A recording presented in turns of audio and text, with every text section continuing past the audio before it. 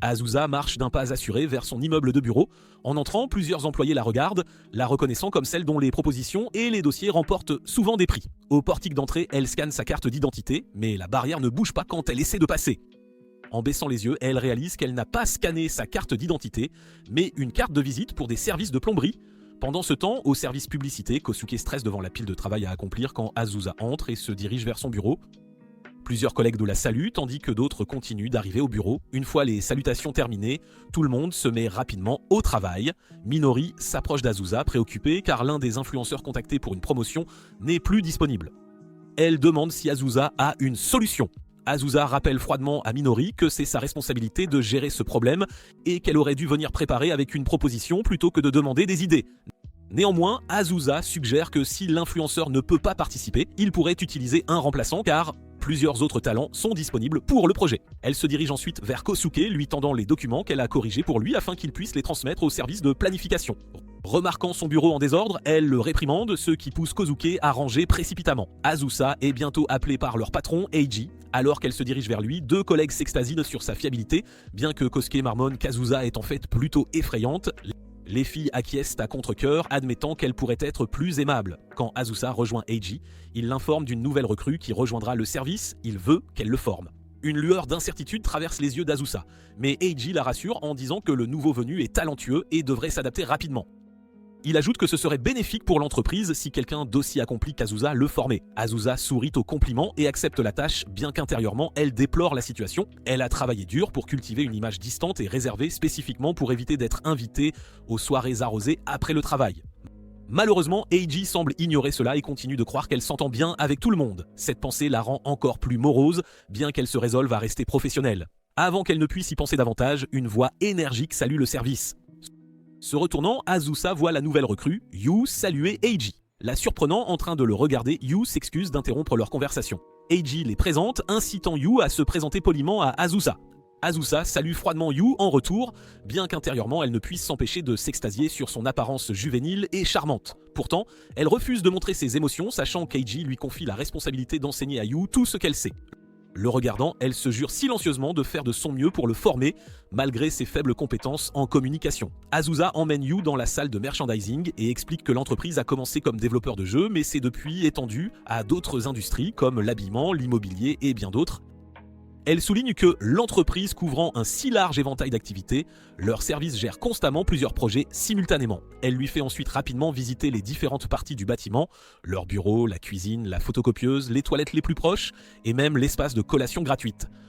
Se sentant accomplie, elle pense avoir réussi à lui montrer tout ce qui est important.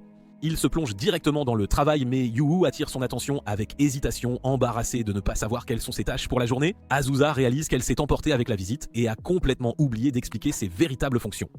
Reprenant son calme, elle lui dit fermement qu'il l'accompagnera à une réunion d'affaires et que pour l'instant son rôle est de l'observer et de la suivre. Avant de partir, elle insiste pour qu'il s'entraîne à échanger des cartes de visite, car c'est une partie essentielle de l'étiquette professionnelle.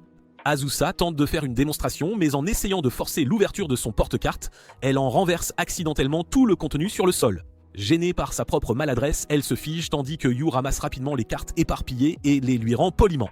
Comme prévu, Azusa et Yu accueillent leurs invités à l'entrée de l'entreprise et les accompagnent à la salle de réunion. Elle demande si Yu peut se joindre à eux et il se présente avec aisance, offrant sa carte de visite comme elle l'avait montré plus tôt.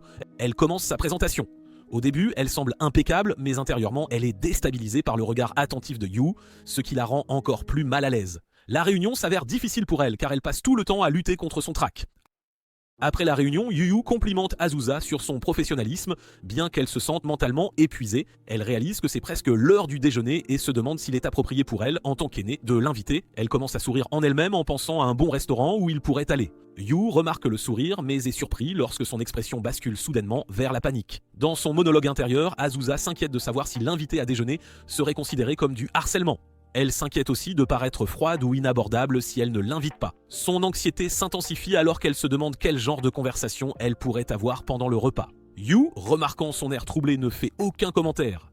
Gênée, Azusa annonce brusquement qu'elle a une autre réunion et lui dit d'aller déjeuner sans elle. Elle s'éloigne précipitamment, essayant de cacher la rougeur de son visage. Une fois qu'elle a mis suffisamment de distance entre eux, elle glisse le long du mur et soupire, se demandant comment elle est censée le guider quand sa personnalité rend même les interactions les plus simples si difficiles. En fin de journée, Yu s'approche d'elle pour lui dire qu'il rentre chez lui. Azusa acquiesce puis se réprimande silencieusement pour avoir semblé si brusque. Avant de partir, Yu la remercie de s'être occupé de lui, admettant qu'il avait été très nerveux pour son premier jour. Azusa lui dit qu'il est normal pour les nouveaux de faire des erreurs et le rassure en lui disant qu'il peut toujours compter sur elle. Elle lui offre quelques mots d'éloge supplémentaires avant qu'il ne parte. Alors qu'il sort, ses autres collègues s'arrêtent aussi pour discuter avec lui de sa première journée. Ce soir-là, alors qu'Azusa rentre chez elle dans les rues sombres, elle se sent coupable. Elle réalise qu'elle a passé plus de temps à se soucier de sa propre image qu'à se concentrer sur les sentiments de Yu. Elle décide que demain, elle sera plus attentive et directe avec lui. Le lendemain, Yu discute tranquillement avec des collègues quand Azusa apparaît, leur disant sèchement de s'écarter de son chemin. Ils lui font immédiatement de la place pour passer. Azusa s'assied à son bureau, fière d'elle-même d'avoir salué tout le monde, normalement complètement inconsciente qu'elle avait en fait l'air intimidante. Plus tard, elle charge Yu de rédiger une proposition pour un studio de manga, lui remettant des échantillons de ses propres travaux passés comme référence. Alors que Yu se plonge dans la tâche, Azusa jure qu'aujourd'hui sera le jour où elle l'invitera enfin à déjeuner.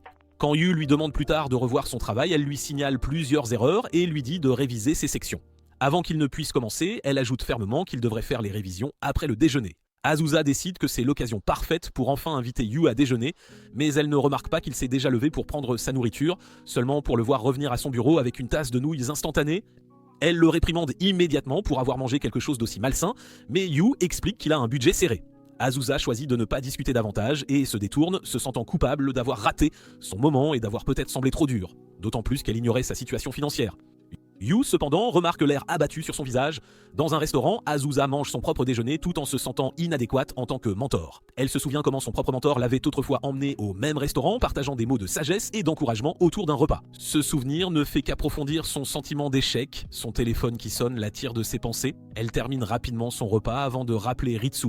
Sur le chemin du bureau, elle discute des tâches qu'il reste à gérer. Ritsu la remercie, puis lui conseille de s'entraîner plus souvent à faire la conversation. Il évoque également le café collaboratif sur lequel ils avaient travaillé auparavant, se sentant confiant que le café les contactera bientôt pour un autre projet. Azusa acquiesce d'un air pensif, notant qu'un tel projet serait un bon entraînement pour Yu. Ritsu est amusé d'apprendre qu'Azusa a maintenant un stagiaire. Il la taquine en lui disant d'être indulgente avec la recrue, sachant pertinemment que ses compétences en communication ne sont pas son point fort. Quand Azusa argumente mentalement qu'elle s'est bien débrouillée aujourd'hui, Ritsu lui dit sans détour que ses réponses courtes habituelles ne comptent non pas comme une vraie conversation, ni même une tentative. Observant depuis son bureau, il regarde Yu qui avertit Azusa que les jeunes employés de nos jours n'hésiteront pas à changer d'emploi s'ils se sentent mal soutenus. Azusa s'inquiète immédiatement que Yu puisse partir à cause de son mauvais mentorat. Ritsu lui suggère d'essayer de lire un livre de développement personnel, mais Azusa fronce les sourcils à cette idée, insistant sur le fait qu'elle n'a pas besoin de l'histoire de succès de quelqu'un d'autre pour lui dire comment s'améliorer.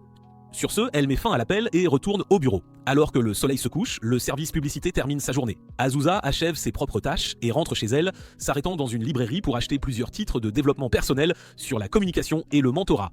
De retour dans son appartement, elle réalise qu'elle a oublié d'acheter le dîner. Ouvrant le réfrigérateur, elle ne trouve rien et se contente de nouilles en tasse. Elle se réprimande d'avoir mangé la même chose qu'elle avait reproché à Yu, bien qu'elle se console en se disant qu'au moins elle l'accompagne d'un jus de légumes. Plongée dans les livres, elle découvre que la première règle pour être un patron qui réussit est de saluer tout le monde avec énergie et un sourire. Se souvenant de son salut froid du matin, elle réalise qu'elle avait fait exactement le contraire. Pour s'entraîner, Azusa prend un petit miroir et commence à tester son sourire et ses salutations. Cependant, son propre reflet lui semble si rigide et dérangeant qu'elle abandonne rapidement, décidant de passer au conseil suivant. Le livre suggère qu'au lieu d'être stricte, elle devrait encourager son subordonné avec des éloges. Ce conseil la déroute car elle sait qu'elle devra éventuellement corriger les erreurs de Yu. Adossée au canapé, elle commence à se demander si elle est vraiment faite pour être un mentor. Ses pensées sont interrompues quand elle se souvient des nouilles en tasse qu'elle avait laissées de côté et les vérifie. Elle constate qu'elles sont trop cuites. Attristée, elle casse ses baguettes et se met à manger. Le lendemain matin, Azusa se réveille et réalise qu'elle a dormi trop longtemps. Paniquée, elle se dépêche de se préparer, s'inquiétant de l'impression que cela ferait sur Yu si elle était en retard. Heureusement, elle parvient à accélérer sa routine et arrive au bureau parfaitement sereine. Là, elle aperçoit Yu qui la salue chaleureusement. Azusa s'apprête à rendre son salut mais se fige lorsqu'elle entend Akame et Minori chuchoter à son sujet. Elles disent qu'elle est stricte et effrayante et que la seule raison pour laquelle elle s'en sort avec son manque de compétences dans le social est qu'elle est si bonne dans son travail. Les mots la piquent et Azusa laisse tomber sa tablette, révélant des post-it remplis de rappels sur la communication. Yu les ramasse rapidement et lui rend soigneusement la tablette. Alors qu'Azusa la prend, Yu aperçoit l'expression qu'elle ne peut tout à fait cacher. Elle se ressaisit rapidement et lui dit d'un ton vif qu'ils devraient commencer leur journée, mais avant qu'elle ne puisse partir, Yu se dirige vers les deux collègues qui bavardent. Avec une expression détendue, il leur dit à quel point il se sent chanceux d'être sous la direction d'Azusa, car il a déjà vu son côté gentil. Akumi et Minori sont surprises, réalisant qu'Azusa a entendu leur commérage. Yu retourne ensuite aux côtés d'Azusa et s'excuse d'avoir outrepassé ses limites. Azusa se détourne obstinément, déclarant qu'elle ne va pas le remercier avant de murmurer doucement un merci. Alors qu'ils se dirigent vers leur service, Azusa essaie maladroitement de demander s'il veut déjeuner ensemble. Yu, ne saisissant pas l'allusion, répond simplement qu'il prendra encore des nouilles, mais cette fois avec un bâtonnet de légumes pour que ce soit plus sain. Tout le monde dans la salle de réunion écoute attentivement, tandis qu'Azusa présente ses plans pour un prochain café collaboratif. L'un de leurs jeux, Racing Girls, organisera un événement de café de femmes de chambre, où les personnages apparaîtront vêtus de tenues de soubrette. Pendant ce temps, l'intérieur du café sera repensé pour ressembler à la carte du jeu, offrant aux clients une expérience immersive. Yu observe de côté, admirant l'air posé et professionnel d'Azusa alors qu'elle livre sa présentation. Une fois la réunion terminée, Azusa et Yu accompagnent leurs invités à la sortie du bâtiment. Leurs partenaires expriment leur enthousiasme pour le projet, affirmant que la dernière collaboration a été un énorme succès qui a attiré de nombreux nouveaux fans. Une fois les invités partis, Azusa dit sévèrement à Yu qu'il participera également au café collaboratif. Elle lui demande de revoir ses plans de projet et de compléter plusieurs documents en utilisant ses travaux précédents comme référence. Alors qu'Azusa se retourne pour rentrer, elle jure silencieusement qu'aujourd'hui sera le jour où elle invitera enfin Yu à déjeuner. Cependant, lorsqu'elle scanne sa carte d'identité au portique, celle-ci est rejetée, indiquant qu'elle a utilisé la mauvaise carte. Plus tard au bureau, Azusa observe Yu alors qu'il joue à Racing Girls. Yu la regarde et lui demande si elle joue réellement au jeu qu'elle gère. Azusa confirme que oui, expliquant que cela l'aide à mieux comprendre leurs clients en expérimentant elle-même le gameplay. Ce qu'elle ne lui dit pas, c'est qu'elle aime sincèrement jouer au jeu. Pour se concentrer sur Yu, elle lui demande de continuer à s'entraîner avant de finaliser sa propre proposition. Suivant son conseil, Yu commence une course mais s'écrase presque immédiatement. Azusa, décidant de faire une démonstration, lui demande son téléphone, secrètement soulagée que ses compétences de joueuse puissent enfin être utiles pour encadrer son junior. Avant de rejoindre l'entreprise, elle avait été une joueuse acharnée et avait même travaillé à temps partiel comme testeuse de jeux pendant ses études. Même maintenant, elle préfère toujours les jeux aux sorties sociales. Prenant le téléphone de Yu, elle commence une course mais la trouve rapidement plus difficile que prévu. Elle réalise que la difficulté vient du fait de jouer sur un téléphone au lieu d'une manette et les commandes inconnues la déstabilisent. Alors qu'elle se penche et se balance instinctivement avec les virages, elle ne remarque pas qu'elle est au bord du canapé avant de tomber. Yu et Azusa sont tous deux choqués par la chute. Déterminée à retrouver sa fierté, elle insiste pour une autre partie. Voulant apaiser son embarras, Yu suggère de passer en mode versus pour s'entraîner. Alors qu'ils retournent à leur bureau, Azusa ne peut toujours pas se débarrasser de sa gêne de tout à l'heure. Les voitures se traînent sur un parcours débutant et au lieu de montrer ses compétences de joueuse, elle n'avait réussi qu'à paraître peu fiable. Alors qu'elle rumine encore l'incident, ses collègues de bureau commencent à faire des plans pour le déjeuner et Azusa réalise que c'est peut-être le moment idéal pour enfin inviter Yu. Elle le regarde, mais les mots lui restent à peine dans la bouche. Il a l'air si concentré sur son écran qu'elle se convainc que ce n'est finalement pas le bon moment. Avant qu'elle ne puisse décider quoi faire, un collègue l'appelle à l'aide. Azusa se lève rapidement et les aide, repoussant ses pensées. Pendant ce temps, Yu rencontre un problème dans son travail et se tourne pour lui poser une question seulement pour trouver sa place vide. L'apercevant en train d'aider quelqu'un devant lui, il attend son retour. Mais juste au moment où il s'apprête à l'appeler, leur chef de section la convoque et elle part immédiatement une fois qu'elle est sûre que son collègue peut se débrouiller sans elle. Un collègue de bureau voisin invite Yu à déjeuner disant qu'il y a quelque chose qu'il veut discuter avec lui. Azusa, saisissant des bribes de leur conversation, se réprimande mentalement d'avoir encore raté sa chance. Elle essaie de se reconcentrer sur la tâche assignée par leur chef de section, bien que son esprit ne cesse de revenir à Yu.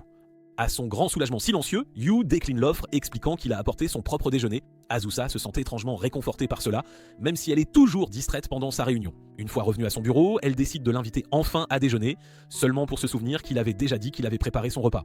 Elle envisage de l'inviter pour le déjeuner de demain à l'avance, mais pense que cela pourrait paraître trop direct, et elle ne veut pas qu'il se sente sous pression.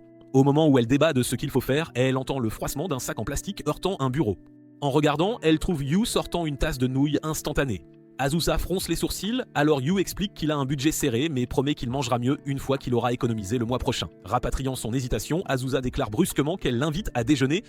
Yu commence à refuser mais elle se retourne brusquement, insistant sur le fait que c'est sa responsabilité en tant que mentor de s'assurer qu'il reste en bonne santé et qu'il soit performant. Ne trouvant aucune place pour argumenter, Yu accepte finalement.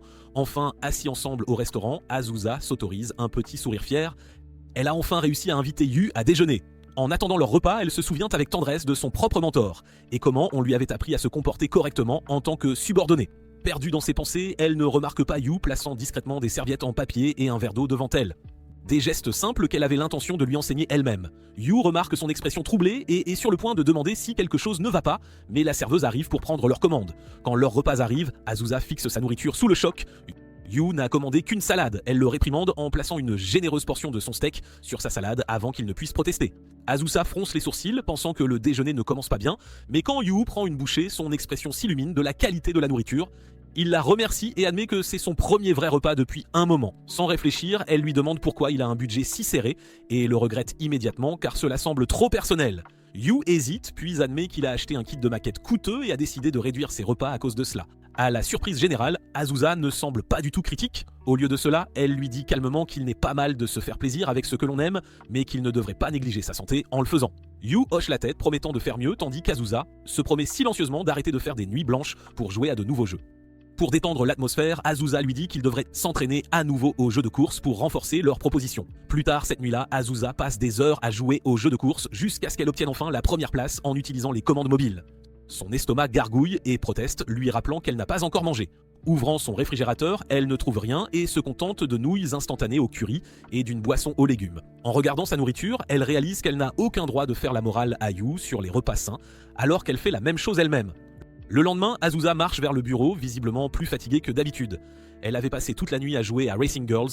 Malgré sa fatigue, elle se sent heureuse d'elle-même car maintenant, Yu peut lui poser n'importe quelle question sur le jeu et elle pourra répondre avec confiance. Au travail, Azusa observe Yu assis à côté d'elle. Il semble troublé par quelque chose, ce qui lui rappelle avec tendresse comment elle était quand elle était encore une débutante. Elle se souvient que le conseil de son mentor était de toujours poser des questions quand c'était nécessaire. Le fait que son mentor l'ait souligné a rendu sa supérieure bien plus abordable. Décidant d'agir de même, elle dit fermement à Yu de lui poser ses questions sans attendre, dès qu'il en a une. Yu la remercie de s'être préoccupé, mais la rassure en affirmant qu'il va très bien.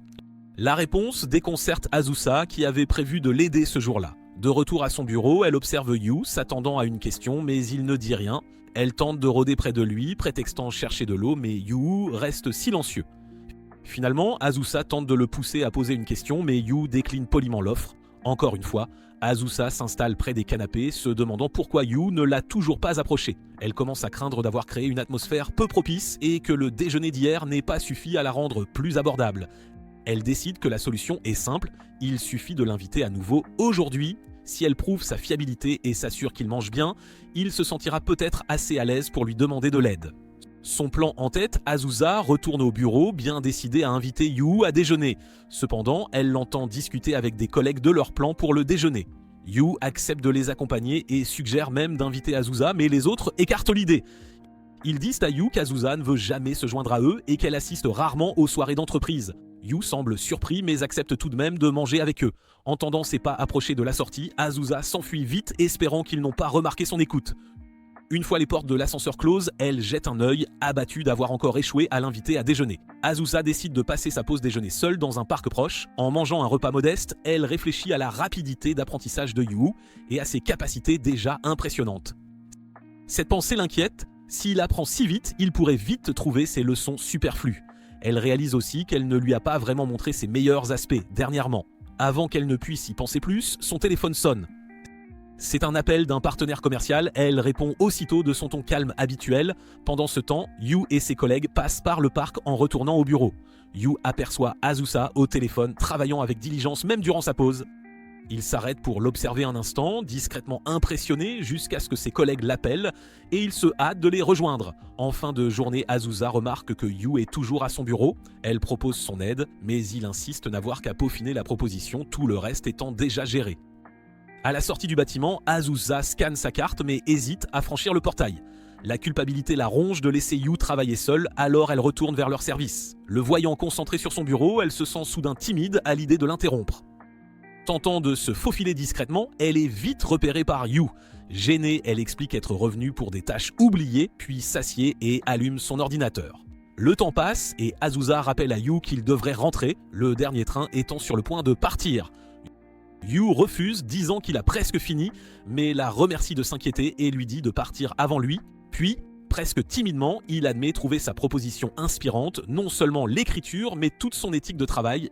Il veut créer quelque chose dont elle sera fière. Quand il se tourne vers elle, il est surpris de voir des larmes monter à ses yeux. Il lui offre des mouchoirs à la hâte et Azusa lui dit que s'il est bon de travailler dur, il ne devrait pas trop en faire. Elle ajoute qu'il se débrouille très bien, même bien mieux qu'elle à ses débuts.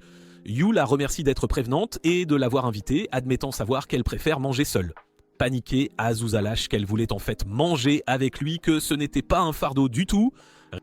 Réalisant ce qu'elle vient de dire, son visage rougit et elle cache son embarras en lui ordonnant de finir son travail. Quand Yu a enfin terminé, Azusa leur réserve un taxi, mais la réservation prend tant de temps que Yu s'endort en l'attendant. Azusa drape doucement son manteau sur lui et lui noue même son écharpe au cou. Yu se réveille surpris d'être si emmitouflé tandis qu'Azusa sourit, contente d'attendre leur transport. Azusa et Yu sont invités à discuter des plans d'une prochaine soirée. Un collègue étant sur le point de se marier, Azusa ressent un pincement de terreur au mot « mariage », se souvenant que sa mère la presse de rencontrer quelqu'un. Leur patron explique vouloir combiner la célébration du mariage et la fête de bienvenue de Yu en un seul événement. Il ajoute vouloir que Yu l'organise, ce sera une bonne occasion pour lui d'apprendre à divertir les invités. Il demande aussi à Azusa de guider Yu pour choisir un restaurant et trouver un cadeau pour le couple. Azusa accepte mais s'inquiète en son fort intérieur.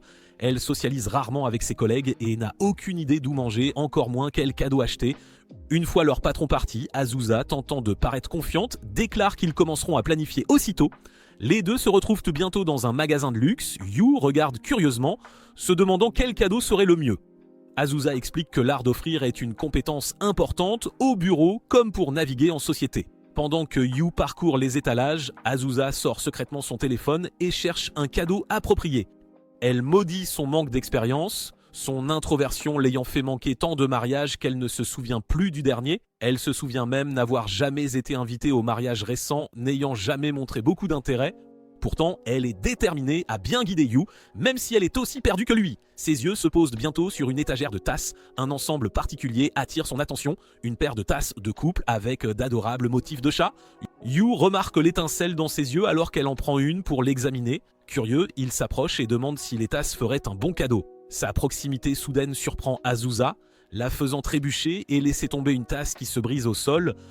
Yu s'excuse de l'avoir surprise, mais Azusa insiste que ce n'est pas sa faute. Quand une vendeuse vient vérifier, Azusa ne peut s'empêcher de se rabaisser pour sa maladresse habituelle. Elle insiste pour payer la tasse cassée, mais Yu demande s'il y a une autre paire disponible, car il aimerait les acheter.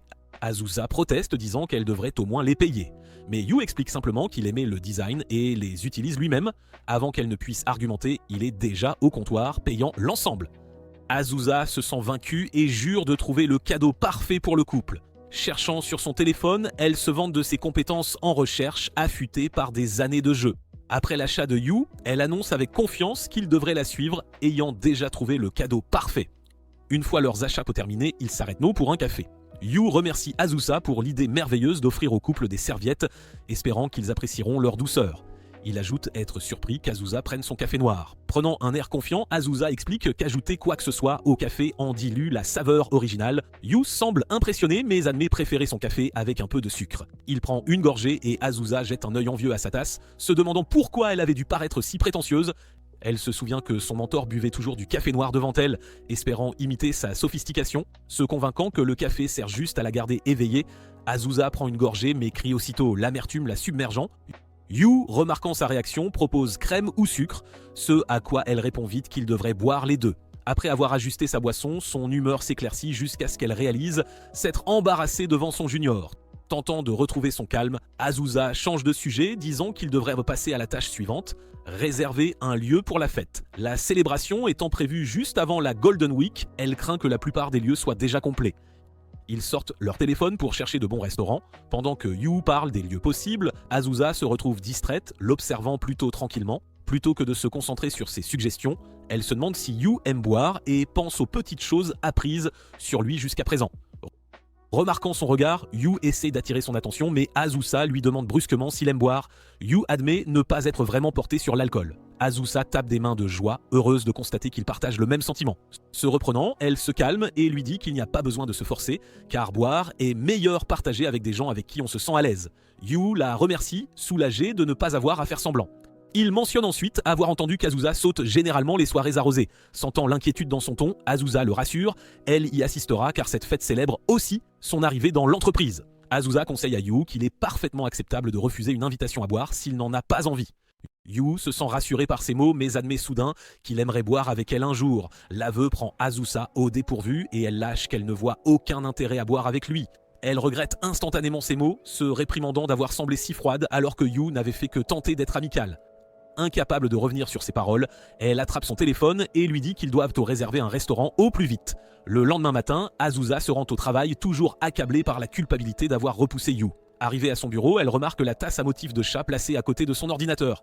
Elle interroge Yu à ce sujet et il explique nerveusement n'avoir besoin que d'une seule tasse.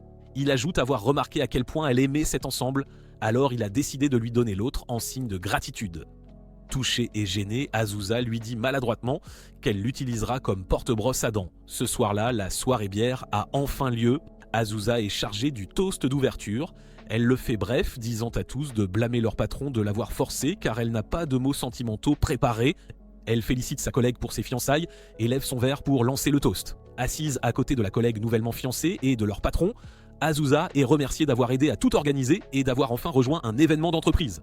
Quand son patron lui propose un verre, elle refuse poliment, lui en servant un par respect tout en remplissant son propre verre de thé. Elle jette un œil vers Yu, assis avec un autre groupe, et s'inquiète discrètement de son état. Bientôt, Koru s'approche de Yu, lui demandant comment il s'entend avec Azusa. Yu jette un œil dans sa direction et sourit avant de répondre qu'ils s'entendent plutôt bien. Koru admet qu'il était inquiet car la plupart des nouveaux sont généralement effrayés par elle. Yu dit être reconnaissant d'être sous sa direction car elle le corrige et le soutient chaque fois qu'il en a besoin. Satisfait de la réponse, Koru tape Yu dans le dos et l'encourage à se détendre et à profiter de la soirée. Azusa observe l'interaction depuis sa table, un regard inquiet dans les yeux. Finalement, elle se lève et s'approche d'eux. Les deux hommes sont surpris quand elle apparaît soudainement derrière eux, prend le verre de Yu et le boit d'un trait. Parlant fermement, elle déclare que Yu est son stagiaire et qu'elle ne peut le laisser boire n'importe quoi à moins de le tester d'abord. Amusée de l'avoir enfin socialisé, Kaworu rit et lui verse un autre verre. Azusa finit par s'asseoir entre Koru et Yu, ressentant déjà les effets de l'alcool. Mino leur offre de la nourriture et quand Koru essaie de servir un autre verre à Yu, Azusa verse vite un verre de thé et le pousse devant lui, insistant pour qu'il boive cela. Cory lui dit de laisser Yu boire un peu. Gênée, Azusa s'excuse et se dirige vers les toilettes. Après un moment, Yu remarque qu'elle n'est pas revenue. Yu jette un œil par la porte et la trouve dehors. Yu va la voir, elle essaie de faire bonne figure, mais admet se sentir un peu malade. Elle lui dit qu'elle rentrera avant, et Yu propose de prendre ses affaires. Quand Yu retourne dans la pièce, les autres expriment leur déception qu'Azusa parte, surtout que c'était la première fois qu'elle rejoignait une de leurs fêtes. Koru insiste qu'Azusa peut rentrer, mais que Yu devrait rester et continuer à boire avec eux. Yu essaie de s'éclipser pour livrer les affaires d'Azusa, mais ses collègues ne le lâchent pas. Juste à ce moment, Azusa rentre dans la pièce avec une expression sévère. Elle annonce avoir reçu un appel d'un client insatisfait de la performance de Yu et devoir en discuter avec lui immédiatement. Yu semble confus, ne se souvenant d'aucune erreur, mais quand il capte le regard subtil d'Azusa, il réalise qu'elle lui donne une chance de s'échapper. Jouant le jeu, il s'excuse auprès du groupe et s'excuse vite pour s'occuper de questions de travail. Alors qu'il rentre de la fête, Azusa s'excuse d'avoir fait une scène et de l'avoir entraîné tôt. Yu lui dit qu'il est en fait reconnaissant car il ne voulait pas vraiment boire au départ. Soulagée, Azusa a toujours l'air pâle, alors Yu suggère de se reposer avant de continuer. Assise sur un banc voisin, Azusa demande avec hésitation si Yu la trouve une mentor effrayante. Elle explique l'avoir remarqué nerveux pendant la fête et s'être demandé si elle en était la cause. Yu admet être nerveux, mais seulement parce que c'était sa première fête de bureau, cela n'avait rien à voir avec elle. Après un bref silence, Azusa esquisse lentement un sourire et dit à Yu que prendre des respirations lentes et profondes peut aider chaque fois qu'il se sent nerveux. Yu lui rend son sourire et dit qu'il ne la trouve pas du tout effrayante. En fait, elle a été gentille avec lui tout le temps. Il se souvient avec tendresse de leur première rencontre, quand Yu répétait nerveusement pour son entretien et qu'Azusa l'avait aperçu. Elle lui avait dit de prendre des respirations calmes et régulières et de voir l'entretien comme une chance de connaître l'entreprise. Il l'avait remercié alors et était curieux à son sujet depuis. Soudain, Azusa se lève de son siège et commence à marcher devant. Surpris, Yu lâche qu'il aimerait partager un verre avec elle un jour. À sa grande surprise, elle accepte sur un ton joueur, admettant vouloir lui apprendre beaucoup et apprendre de lui aussi. L'humeur de Yu s'améliore à sa réponse, mais son soulagement se transforme vite en inquiétude quand il remarque ses pas devenir instables.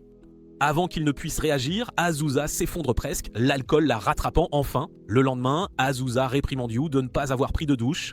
Il s'excuse, expliquant qu'après l'avoir raccompagné, il a manqué le dernier train et a fini chez un ami où il s'est endormi aussitôt.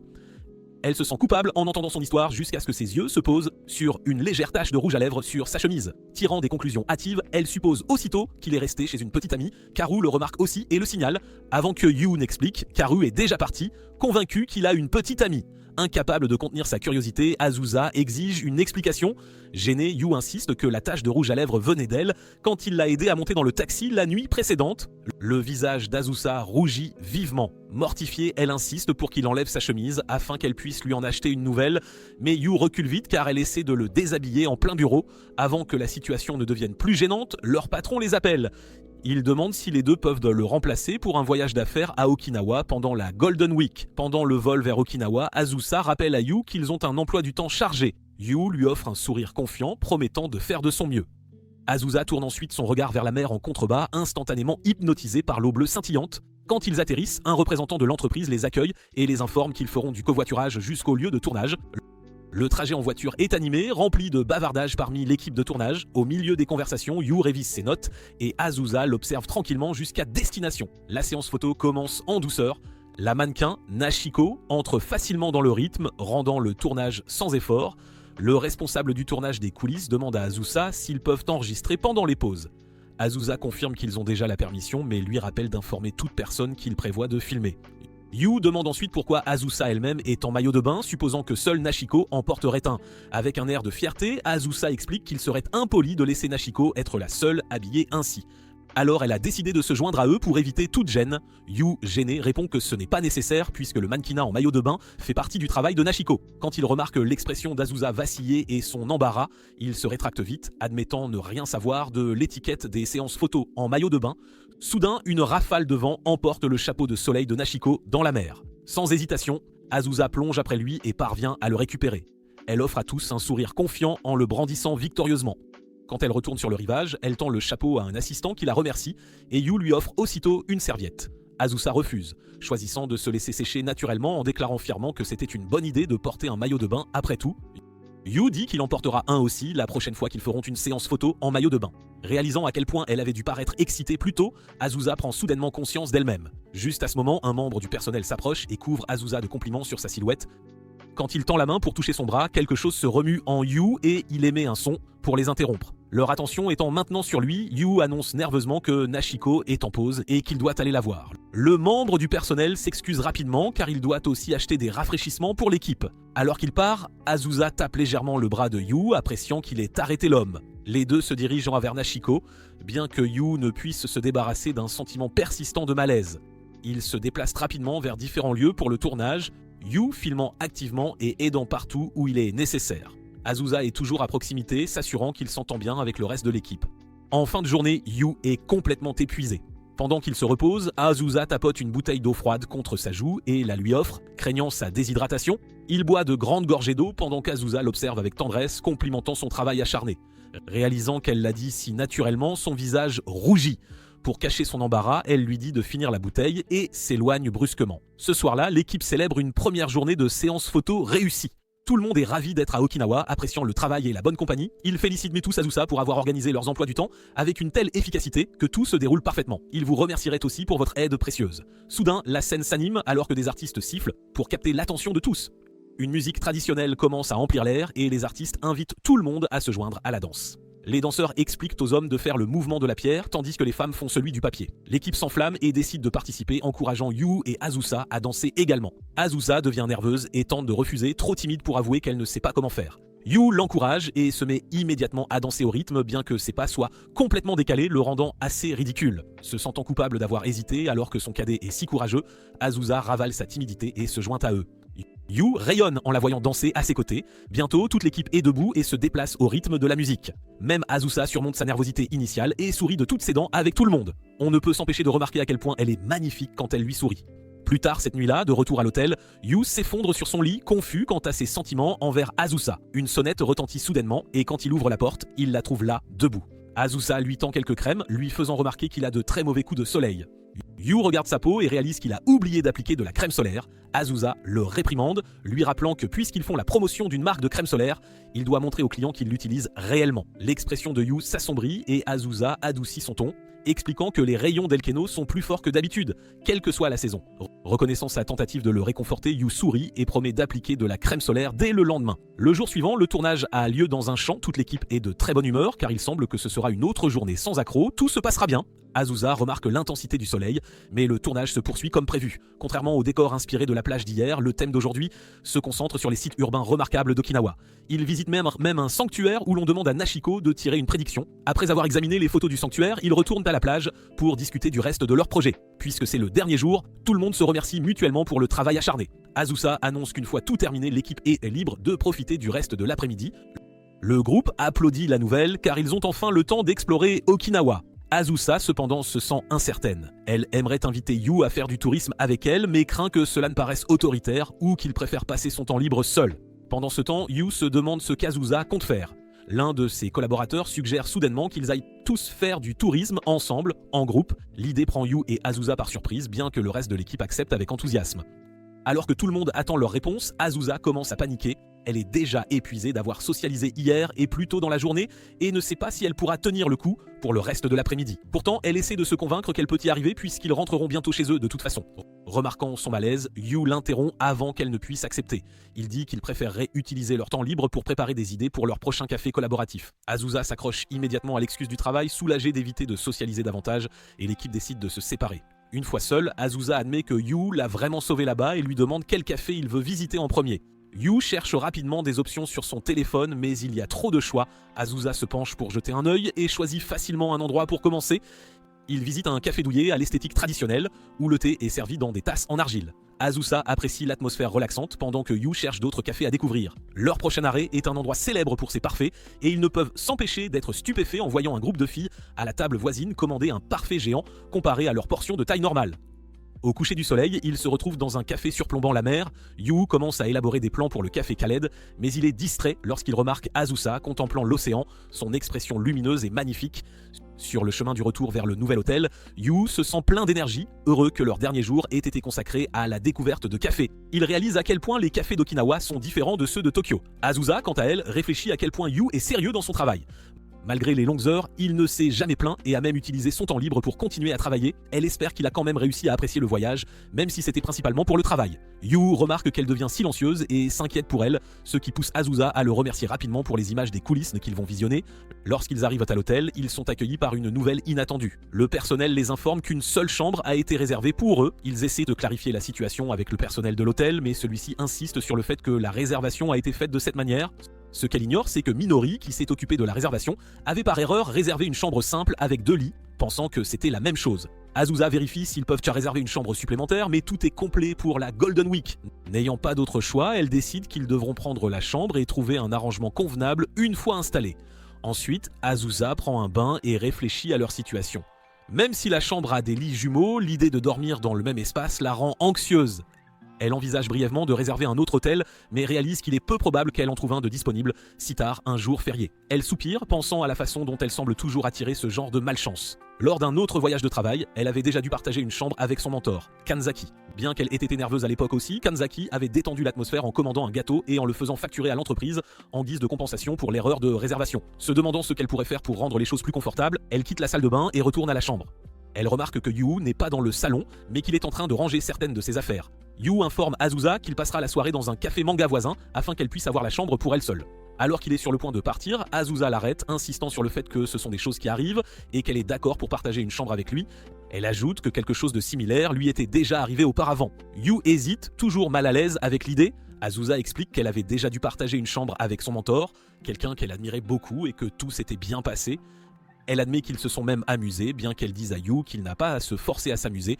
Malgré cela, Yu insiste sur le fait qu'il vaudrait peut-être mieux qu'ils partent. Sa main déjà sur la poignée de porte, Azusa apparaît soudainement à ses côtés, tendant son téléphone avec le jeu de course à l'écran alors qu'elle le défie à une revanche.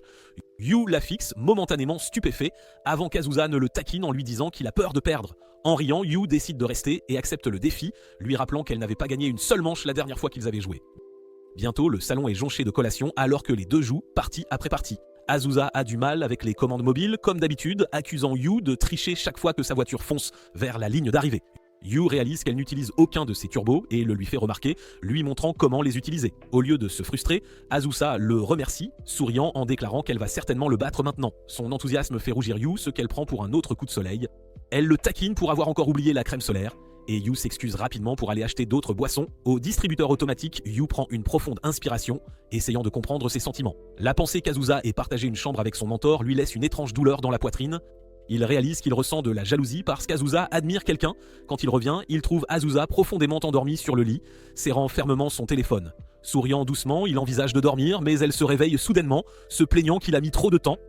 Elle insiste sur le fait qu'elle ne dormira pas tant qu'elle ne l'aura pas enfin battue. Yu sourit et cède, jouant avec elle tout au long de la soirée. Le lendemain matin, ils manquent de peu leur vol de retour, se précipitant à l'aéroport, leur sac à la main. Malgré avoir à peine dormi, Yu se sent rafraîchi. Le voyage lui a donné plein d'idées pour leur café-calade et plus encore, il s'est vraiment amusé. Azusa admet qu'elle aussi, souriant alors qu'ils courent côte à côte. La voyant sourire à ses côtés, Yu sent ses joues rougir à nouveau quand elle lui rappelle qu'un emploi du temps chargé les attendra une fois de retour au bureau. Un matin, alors qu'Azusa prend son petit déjeuner, les informations annoncent qu'un typhon approche de la région et conseillent aux habitants de rester chez eux. Azusa examine sa charge de travail et réalise que même avec la vie, certaines tâches ne peuvent être accomplies qu'au bureau, ce qui signifie qu'elle devra risquer le déplacement.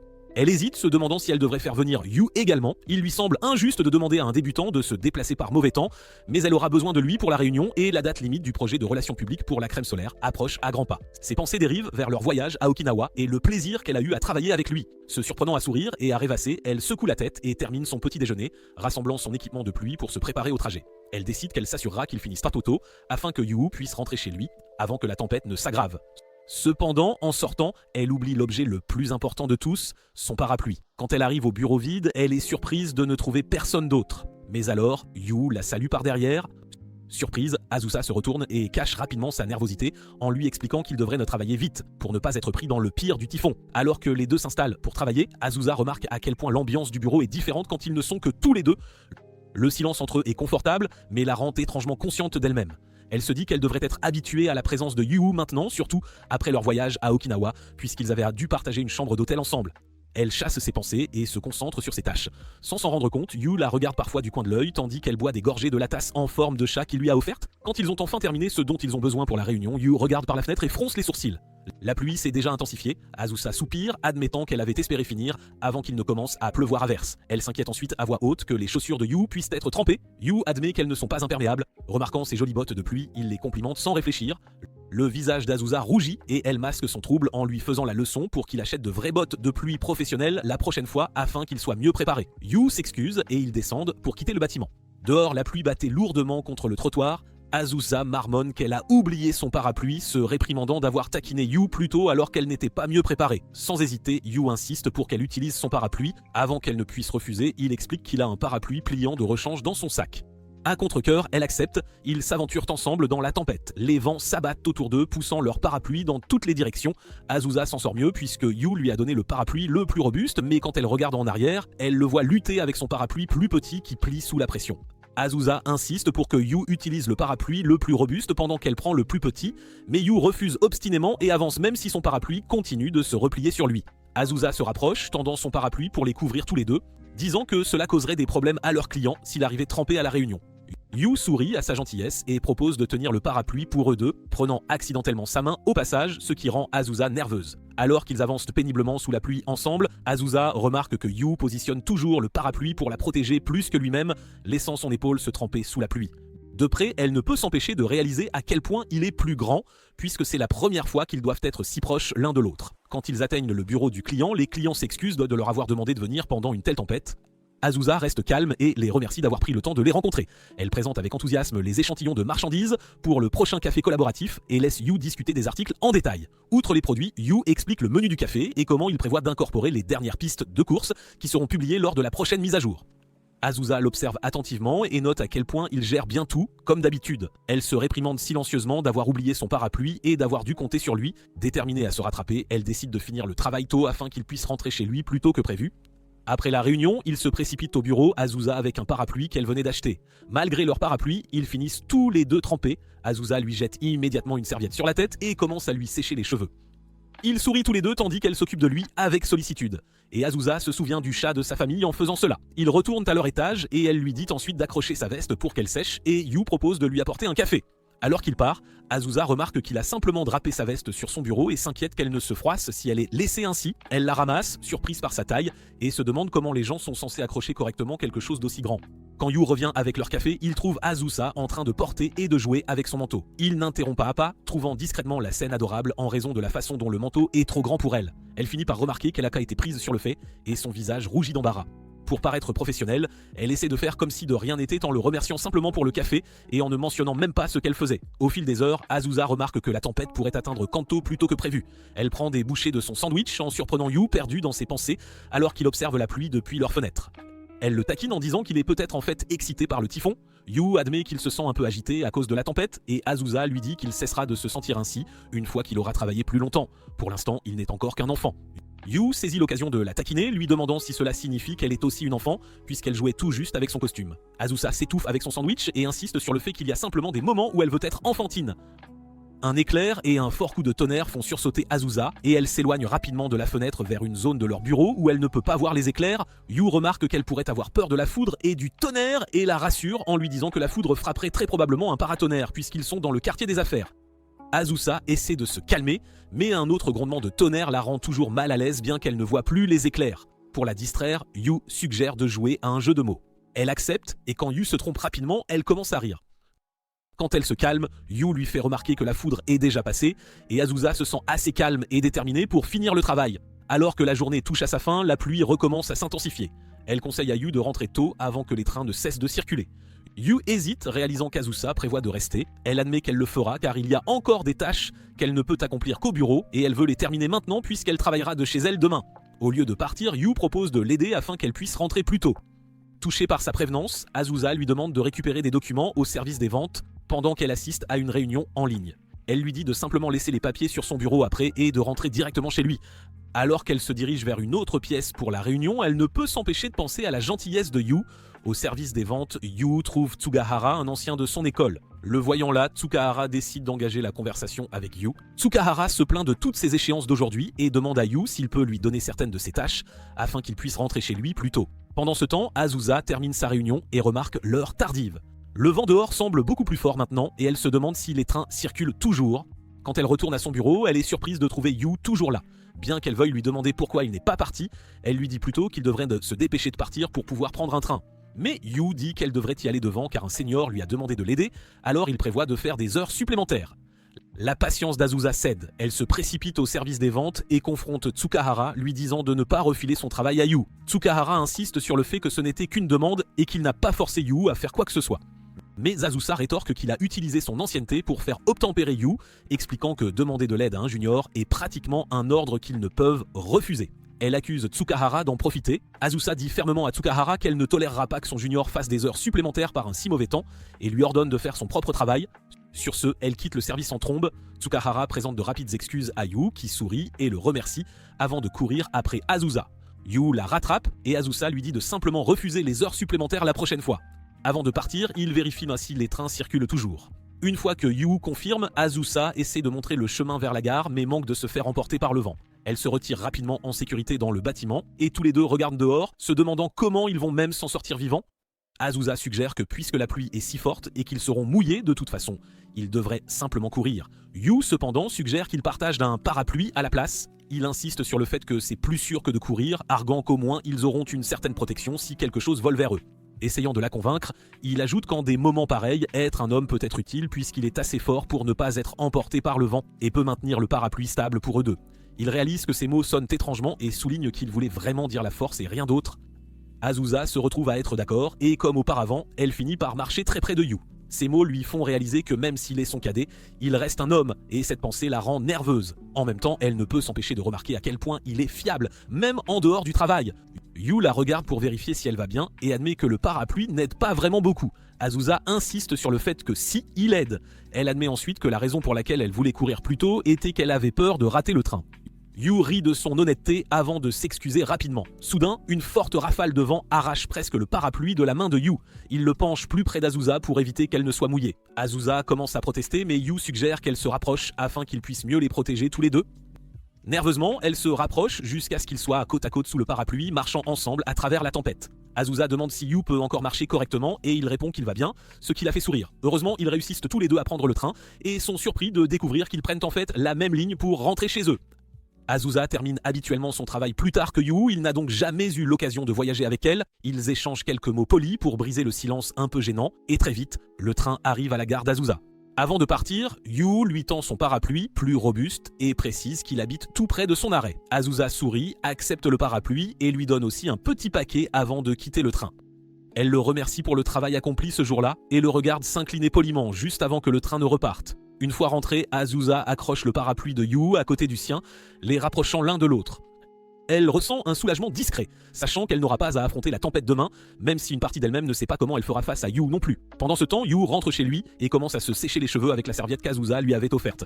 Pendant qu'il s'exécute, il se demande s'il devrait acheter un adoucissant au parfum agréable pour la laver. Azusa répète ses répliques en chemin vers le travail, comptant inviter Yu à prendre un verre pour le remercier de lui avoir prêté son parapluie. Mais en approchant de son service, elle aperçoit Yu en pleine discussion avec Miho, qu'elle n'a jamais rencontré. Elle ralentit le pas et écoute leur conversation, un étrange sentiment de jalousie montant en elle. Dès qu'elle le réalise, elle le chasse et se dit qu'elle devrait être heureuse pour Yu. Mentalement, elle l'encourage plutôt. En écoutant plus longtemps, elle les entend parler de feux d'artifice. Supposant que l'événement est imminent, elle décide de reporter l'invitation de Yu à prendre un verre et commence à s'éloigner. Cependant, elle se fige en entendant Akemi et Minori s'immiscer soudainement dans la conversation, demandant si elles peuvent se joindre à Yu et Miho pour regarder les feux d'artifice. L'irritation monte en elle car elle trouve impoli que ses collègues interrompent la conversation de Yu juste pour s'inviter. Plus elle écoute, plus elle sent qu'Akemi et Minori dépassent les bornes. Voyant Yu et Miho peiner poliment à refuser leurs aînés, Azusa décide finalement d'intervenir. Elle s'approche et annonce qu'elle se joindra à eux également.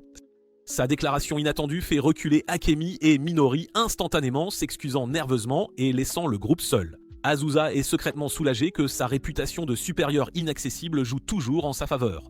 Se tournant vers Yu et Miho, elle clarifie rapidement qu'elle n'a pas réellement l'intention de se joindre à eux et que Yu devrait profiter du festival avec Miho. Quand elle voit leurs expressions confuses, elle réalise qu'elle a peut-être complètement mal interprété la situation. Peut-être voulaient-ils finalement y aller avec leurs aînés. Mais avant qu'elle ne puisse se corriger, Yu et Miho l'invitent tous deux à les rejoindre pour regarder les feux d'artifice. Tous trois se dirigent vers la salle de pause pour discuter. Miho se présente comme une nouvelle recrue du service des relations publiques. Azusa se présente à son tour et Miho dit joyeusement qu'elles ont l'impression de déjà se connaître, ayant tant entendu parler d'Azusa. Gêné, Yu tente de changer de sujet, suggérant qu'ils devraient finaliser leur plan pour le festival afin qu'Azusa puisse retourner travailler. Miho sort son téléphone et montre à Azusa qu'elle a gagné des places assises pour le festival de feux d'artifice, expliquant que les 6 nouvelles recrues prévoient d'y aller ensemble. Azusa pâlit à cette idée car cela signifie qu'elle devra se mêler à 6 de ses juniors, ce qui lui semble terriblement gênant en tant que supérieure, et elle essaie de refuser poliment et suggère qu'ils s'amusent tous sans elle.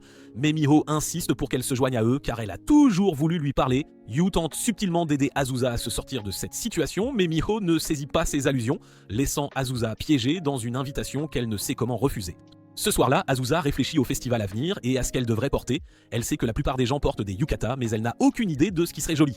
Puis, elle se souvient que sa mère lui en avait acheté un il y a des années, qu'elle n'a jamais eu l'occasion de mettre. Elle appelle sa mère, dont la voix joyeuse remplit immédiatement ses oreilles. Elles échangent quelques mots avant qu'Azusa n'aborde le sujet du yukata. Sa mère s'enthousiasme et suppose qu'Azusa en a besoin pour un rendez-vous galant. Gênée, Azusa la corrige rapidement, expliquant qu'elle y va seulement avec des collègues du bureau. Sa mère lui envoie une photo du yukata et Azusa pâlit à la vue, car il est excessivement enfantin. Elle décide de ne pas le porter, mais sa mère insiste pour lui envoyer des accessoires et même un peu d'argent afin qu'elle puisse en acheter un nouveau. Azusa essaie de soutenir qu'elle peut acheter le sien, ce qui fait rire sa mère, réalisant qu'Azusa a probablement beaucoup économisé car tout ce qu'elle fait c'est travailler et rester à la maison, à jouer. Au magasin de yukatas, Azusa se sent dépassée par le nombre impressionnant de choix. La vendeuse s'approche et propose son aide, mais Azusa refuse sèchement. La femme recule poliment et Azusa s'excuse silencieusement dans sa tête, sachant qu'elle ne faisait que son travail. En parcourant les rayons, elle aperçoit un motif de yukata avec des tortues et un instant pense à Yu. Elle chasse rapidement cette pensée et décide d'acheter le yukata exposé sur le mannequin à la place. De retour chez elle, elle regarde des vidéos tutoriels et essaie d'enfiler le yukata seule. Mais peu importe le nombre de fois qu'elle l'ajuste, il semble toujours mal mis. Après presque 1 heure, elle admet sa défaite et réalise qu'elle aura besoin d'aide. Le lendemain au travail, Azusa se dirige discrètement vers le service des relations publiques et fait signe à Miho qu'elle veut lui parler. Miho suppose d'abord qu'Azusa compte se retirer du groupe, mais Azusa la surprend en disant qu'elle prévoit de porter un yukata. Les yeux de Miho s'illuminent, car elle aussi voulait en porter un, mais craignait de se faire remarquer. Savoir qu'Azusa en portera un lui donne la confiance nécessaire pour faire de même. Réalisant qu'elle s'est emportée, Miho se retient et laisse Azusa continuer. Azusa demande comment Miho compte porter le sien et Miho explique que certains salons proposent des services d'habillage sur rendez-vous, bien qu'elle prévoit simplement de suivre des tutoriels vidéo. Tandis que Miho continue de bavarder avec enthousiasme, Azusa décide qu'il serait plus sûr de réserver un salon pour l'aider avec le yukata. Après leur discussion, Miho aperçoit Yu dans le couloir. Avec un sourire taquin, elle lui dit d'avoir hâte de voir Azusa en yukata. Yu rougit immédiatement tandis que Miho s'éloigne en chantonnant et en sautillant. Le jour du festival, toutes les nouvelles recrues se rassemblent près de la gare. Beaucoup d'entre elles sont impatientes de rencontrer enfin Azusa, ayant entendu des rumeurs au bureau sur son côté prétendument intimidant. Yu essaie de la défendre, expliquant que si elle est stricte, elle est aussi gentille et travailleuse. Ses amis disent tout simplement que c'est probablement la gentillesse de Yu qui fait ressortir son côté plus doux. Avant que Yu ne puisse argumenter davantage, Miho aperçoit Azusa la première et lui fait signe. Yu lève les yeux et se fige en la voyant porter un yukata jaune clair qui lui va à merveille. Miho, plus posé, se précipite pour la complimenter et Azusa lui rend poliment l'éloge, apprenant que Miho avait réussi à enfiler son propre yukata. Azusa salue ensuite le reste du groupe, leur disant de profiter de la soirée même en sa présence. Le groupe lui rend son salut avec enthousiasme, soulagé de constater qu'elle n'est pas aussi effrayante qu'il l'imaginait. Yu essaie de présenter tout le monde mais finit par bégayer et les autres prennent le relais en le taquinant pour sa timidité. Azusa sourit simplement à leur énergie. Alors qu'ils se dirigent bientôt vers le site du festival, Miho suggère d'acheter des collations car il reste encore du temps avant les feux d'artifice. Avec tant de stands autour, le groupe décide de se séparer en deux. Azusa rejoint l'équipe de Yu et Miho. Elle se sent un peu coupable d'être prise en charge mais décide de les suivre car elle est perdue dans ce genre d'environnement. Quand Yu lui demande ce qu'elle veut manger, elle avoue qu'elle a envie de nouilles froides. Yu et Miho commencent à suggérer d'autres plats de festival, énumérant des snacks japonais populaires. Azusa accepte leur choix, heureuse d'essayer quelque chose de nouveau, et leur tend son portefeuille pour payer. Yu et Miho refusent de tous deux au début, mais elle insiste, arguant que les stands de festival peuvent être chers. Ils cèdent et Azusa sourit triomphalement tandis qu'ils partent acheter de la nourriture. Ils reviennent avec des takoyaki fraîchement préparés. Miho suggère de les manger tant qu'ils sont encore chauds, et elle et Yu mettent les morceaux fumants dans leur bouche, les refroidissant habilement en mâchant. Azusa essaie de suivre leur exemple, mais le takoyaki lui brûle la bouche. Ils achètent rapidement de la glace pilée à Azusa, et la fraîcheur sucrée apaise instantanément sa langue brûlée. Yu s'excuse de l'avoir encouragé à le manger alors que le takoyaki était encore chaud. Tous trois finissent par se tenir dans un coin, savourant leur nourriture tandis que le festival bourdonne autour d'eux. Yu se demande à voix haute pourquoi la nourriture de festival a toujours meilleur goût que la nourriture normale. Il dit qu'il mange souvent des yakisoba à la maison, mais que d'une manière ou d'une autre, ceux des festivals ont toujours un goût spécial.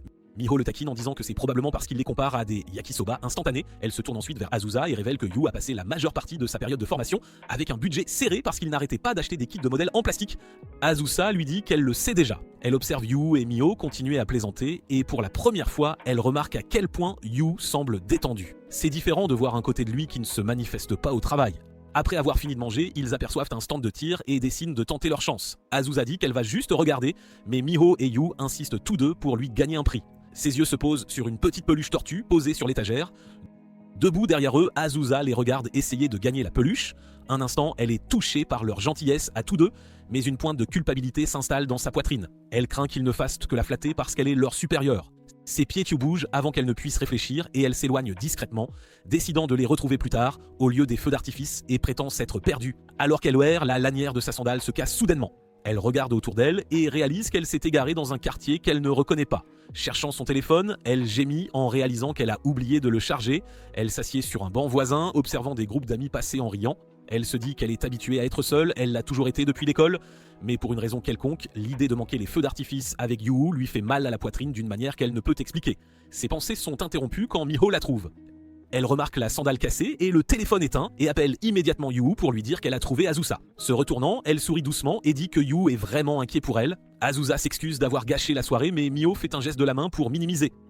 Elle dit que c'est en fait agréable d'avoir l'occasion de lui parler. Azusa a l'air perplexe, ne comprenant pas pourquoi quelqu'un serait heureux de cela. Miho explique que Yu parle d'elle tout le temps. Miho admet qu'elle a aussi entendu les rumeurs des autres services selon lesquels Azusa est effrayante et excessivement stricte, mais sachant que Yu n'est pas du genre à mentir ou à exagérer.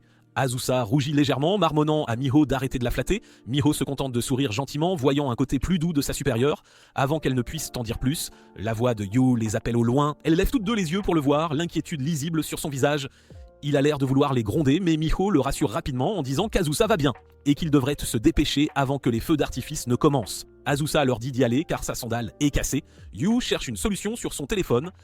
Il emprunte une pièce de son portefeuille et, utilisant son mouchoir et la pièce, parvient à réparer la lanière juste assez pour pouvoir marcher. Azusa et Miho sont toutes deux impressionnées par l'ingéniosité de la réparation. Azusa l'essaie et sourit quand elle tient.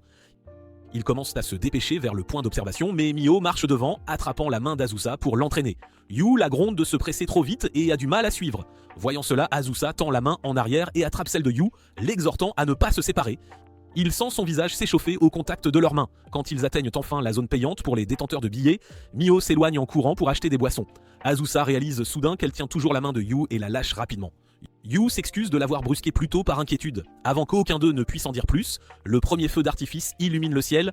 Ils regardent tous deux vers le ciel, émerveillés par la beauté des feux d'artifice depuis leur emplacement. Azusa lève les yeux vers les lumières éblouissantes et se demande silencieusement comment serait leur relation s'ils n'étaient un pas supérieur et junior. Un jour, alors que Yu photocopie des documents, il aperçoit Azusa à travers les portes vitrées d'une des salles de réunion. Elle essaie de lui dire d'aller chercher son téléphone sur son bureau, mais ses gestes ne font que le confondre. Comme il prenait trop de temps, elle finit par s'énerver et ouvre la porte de la salle de réunion pour lui crier d'aller chercher son téléphone. Après lui avoir apporté son téléphone, Yu s'assied dans la salle de pause, l'air un peu abattu. Miho le remarque et le taquine en disant qu'Azusa a dû se fâcher contre lui. Yu admet que c'est en partie la raison pour laquelle il se sent triste. Il mentionne également qu'Azusa a des lapsus dialectaux quand elle est gênée, ce qui rend Miho confuse. Yu remarque l'heure et décide de retourner au travail. Miho reste immobile, se demandant si elle a déjà entendu Azusa parler avec un dialecte. Pendant le travail, Yu ne cesse de soupirer à cause des incessantes notifications de son téléphone. Azusa attire enfin son attention et il explique que ses parents lui envoient des messages sans arrêt, même après qu'il leur ait dit qu'il ne pouvait pas répondre pendant les heures de travail. Elle le traite d'enfant pour s'inquiéter que ses parents le contactent, mais regrette vite ses mots quand elle remarque qu'ils sont sortis durement. Du coin de l'œil, elle remarque qu'un des messages dit « Yu-chan » et décide de l'utiliser pour le taquiner à son grand désarroi. Après l'avoir taquiné, elle lui dit qu'il devrait rendre visite à ses parents et apprend qu'ils vivent dans une ville très proche de leur lieu de travail. Yu partage que, bien que ce soit agréable de les avoir près, il passe souvent le déranger et le réprimander pour qu'il prenne mieux soin de lui. Azusa fait semblant de réfléchir attentivement à ses mots avant d'utiliser à nouveau son surnom avec taquinerie.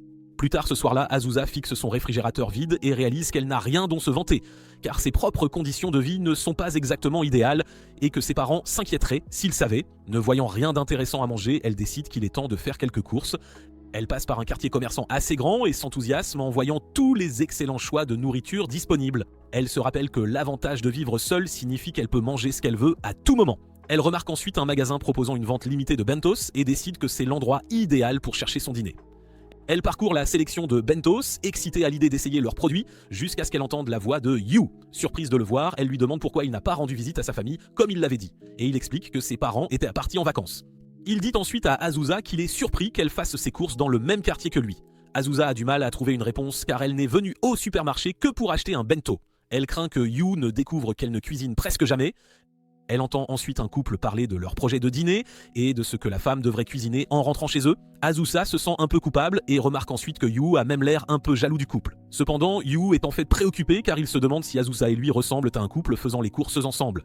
Cette pensée le fait rougir. Azusa dit ensuite à Yu qu'il est admirable qu'il fasse sa propre cuisine et se demande à voix haute si Yu souhaite avoir une petite amie qui cuisinerait pour lui. Pour une raison quelconque, elle redoute sa réponse, mais Yu la surprend en admettant qu'il préférerait avoir une petite amie avec qui cuisiner ou qui s'entraîne à cuisiner pour lui, car il trouve le geste attendrissant.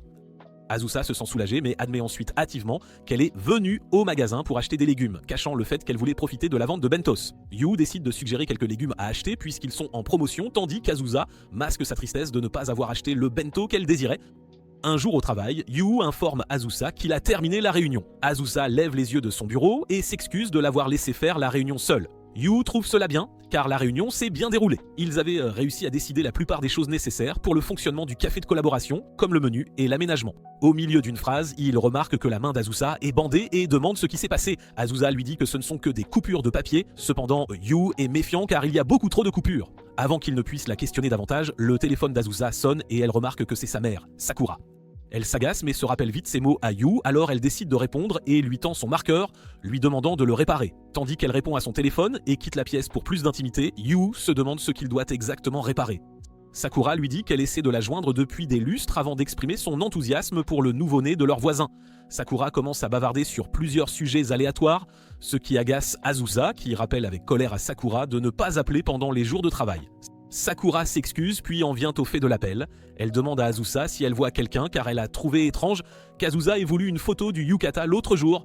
Cependant, elle dit à Azusa que si elle ne sort avec personne, c'est aussi très bien. Quand Sakura lui dit que les mariages arrangés sont une option, elle déclare avec colère qu'elle a déjà un petit ami et raccroche sans explication. Elle remarque ensuite Yu à proximité, l'air choqué par sa déclaration d'avoir un petit ami.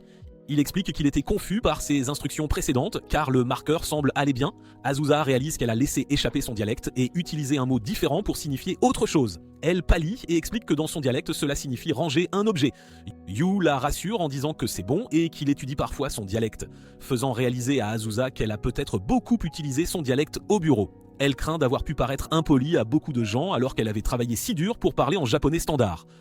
Yu essaie de la rassurer en disant que ce n'est pas le cas, ce qui fait qu'Azusa le fusille du regard, essayant de le faire admettre la vérité. Il s'excuse et admet que c'est arrivé quelquefois. Azusa lui dit qu'elle comptera sur lui pour lui dire s'il ne comprend pas quelque chose.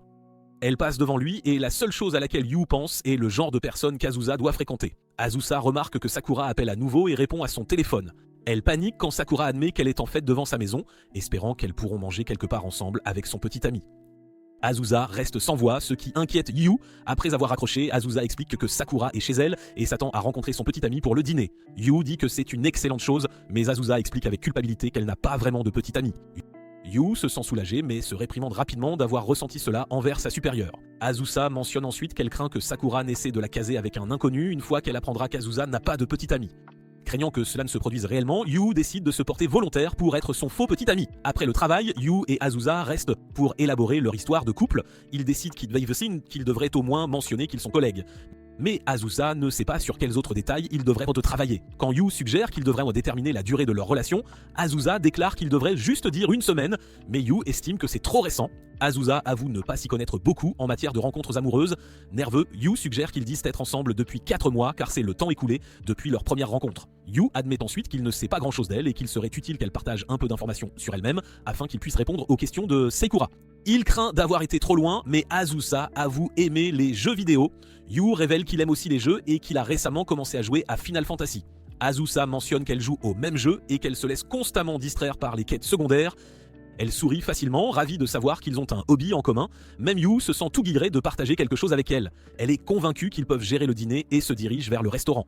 Une fois là-bas, Yu s'inquiète de son apparence et Azusa lui assure qu'il est très bien et qu'il ne devrait pas se soucier de tous ces petits détails. Sakura arrive et Yu est surpris par sa jeunesse, ne croyant pas au début que la jeune femme devant eux soit réellement Sakura. Il se présente et Sakura lui dit à quel point elle est ravie de le rencontrer, car Azusa ne lui a jamais présenté de petit ami auparavant. Il s'installe rapidement pour le dîner et Sakura raconte de nombreuses histoires embarrassantes sur Azusa, à la grande consternation de cette dernière. Soudain, Sakura demande ce que Yu aime le plus chez Azusa. Azusa pâlit et craint que Yu ne puisse pas répondre, mais un appel téléphonique inattendu interrompt ses pensées. Elle s'excuse car c'est un appel client et s'éloigne pour parler dans un endroit plus calme. Sakura interroge rapidement Yu sur leur relation, allant même jusqu'à demander s'il cache déjà un bébé. Après que Yu ait nié, expliquant qu'ils n'en sont pas encore à ce stade, Sakura exprime ses inquiétudes pour Azusa car elle a tendance à être mal comprise en raison de sa nature introvertie. Elle raconte à Yu le moment où Azusa a été élue déléguée de classe à l'école primaire, mais a eu beaucoup de difficultés. Pendant les répétitions pour leur festival scolaire, une camarade s'est blessée et prise de panique, Azusa avait ordonné à tout le monde de se calmer. Cela a été mal interprété et ses camarades de classe ont fini par avoir peur d'elle. Elle explique qu'Azusa est extrêmement gentille, qu'elle a risqué d'être détestée pour protéger une camarade. Elle est consciente de parler du point de vue d'une mère, mais elle ne peut vraiment pas s'en empêcher. Elle ajoute qu'Azusa devrait être plus organisée et espère que Yu ne finira pas par la détester. Yu appelle accidentellement Azusa sa supérieure et admet qu'il ne pourra jamais la détester. Il reconnaît que ses mots peuvent être durs et que les gens autour d'elle la trouvent effrayante, mais Azusa a toujours de bonnes intentions, surtout lorsqu'il s'agit de s'assurer qu'il puisse accomplir son travail parfaitement en le corrigeant si elle repère des erreurs. Sakura est ravie de savoir qu'il pense si bien de sa fille, et Yu commence à raconter à Sakura quelques anecdotes du bureau. Azusa reste cachée pendant qu'elle écoute, reconnaissante que Yu ait dit de si gentils mots à son sujet.